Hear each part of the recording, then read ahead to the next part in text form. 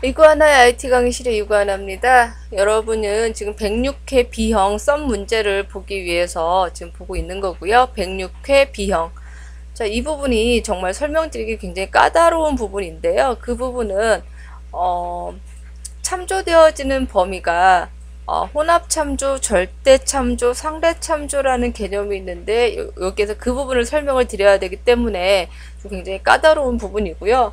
지금 저도 말이 좀 이렇게 꼬이기도 하고 설명이 매끄럽지 못해서 지금 녹화를 한 5-6번 계속 재작업하고 있는 상황입니다. 문제를 보시기 전에 이제 구성비라고 하는 것은 앞에도 설명드렸지만 뭐라고요?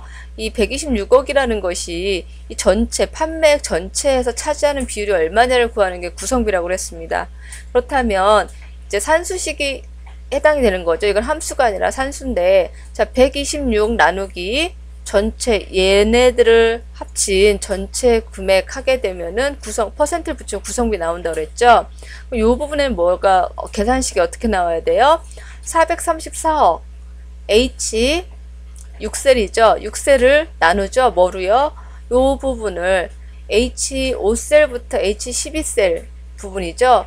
이 전체를 합계한 걸로 나누었을 때 이제 구성비가 나오는데, 문제를 살펴보게 되면 오히려 앞에서 108회 A형 문제일 경우에는 정의된 이름을 사용을 했기 때문에 쉬웠습니다. 근데 여기에서는 정의된 이름을 사용하지 않기 때문에 여러분이 범위를 잡을 때 절대참조나 상대참조나 혼합참조라는 것을 이제 사용을 해야 되는데 그 개념 이해가 쉽지 않다라는 거죠. 자, 문제를 봤을 때 소수 한 자리로 이렇게 퍼센트 붙여서 썸함수를 이용해라, 이름 사용하라는 내용이 없죠. 106회를 먼저 보게 되면 색깔을 좀 칠해놨습니다. 제가. 자, 는 126억이 126억 나누기 뭐를 해요? 자, 썸, 구성비 하면 썸 들어가는 겁니다. 아까 문제에서 썸 쓰라고 되어 있고요. 자, 이 전체 금액으로 나누었을 때 구성비가 나온다는 말씀을 드렸어요. 이렇게 해놓고 나서 내가 채우기 핸들을 딱 끌게 되면, 서식 없이 채우기 해야지 이 굵은 선이 없어진다고 말씀드렸죠. 서식 없이 채우기를 하고, 여러분은 자동 계산 되지만 저는 자동 계산이 안 됩니다.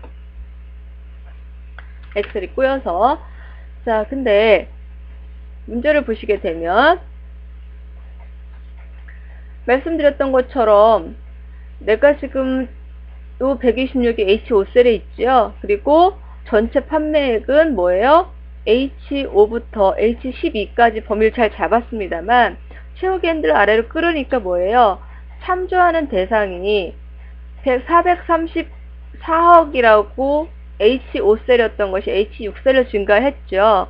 그리고 썸하던 데이터 범위도 H6부터 여기 보시게 되면 굵은 선이 있죠. H6부터 그 아래 H13까지 합계를 구해서 나누어라 라고 지금 되어 있기 때문에 값이 착오가 생깁니다.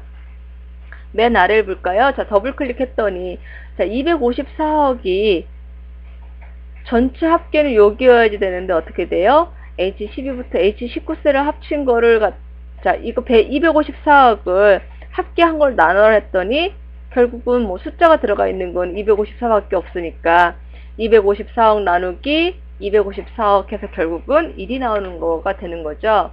그래서 이 부분에 제가 이 시간에는 절대참조, 혼합참조, 뭐 상대참조에 대한 설명을 안 드립니다만 먼저 간단하게 설명을 드리겠습니다. 뭐 우스갯말로 이런 말 있죠. 돈을 가지고 안 되는 일은 없다. 그거는 사람도 엑셀도 똑같다라고 제가 쉽게 풀이를 해드릴게요.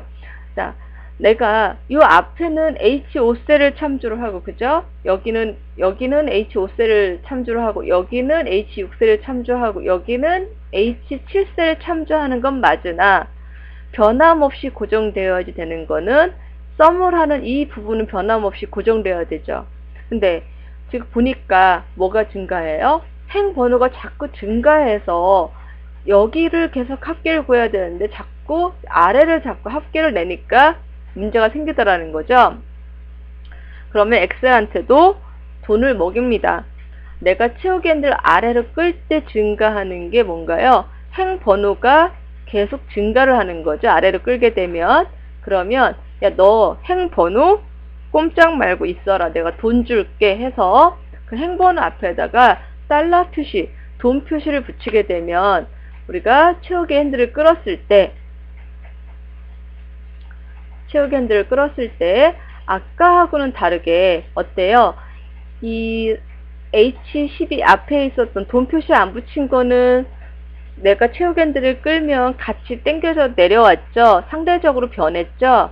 그치만 행번호 앞에 달러 표시, 돈 표시를 붙인 애는 절대 움직이지 않고 그 범위를 그대로 유지하고 있습니다.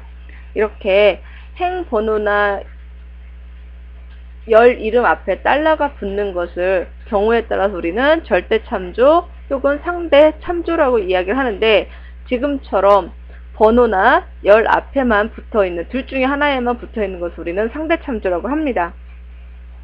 자, 고민하실 거 없어요. 여기서는 지금 절대 참조, 상대 참조, 일단은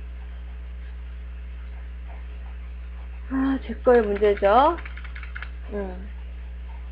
현재 이 부분에서는 제가 절대 참조, 상대 참조를 설명하려고 했던 게 아니라 썸함수에 대해 설명하려고 했던 부분이기 때문에 여러분이 이해하실 거는 내가 행번호가, 내가 채우기 핸들 끌면 행번호도 같이 증가를 하게 되는데 행번호 앞에 달러 표시를 붙이면, 돈 표시를 붙이면 행번호가 절대 행번호만큼은 변하지 않더라. 이런 것을 우리가 혼합 참조라고 혹은 상황에 따라서는 절대 참조라고 하는 거구나 정도만 알고 계시면 됩니다.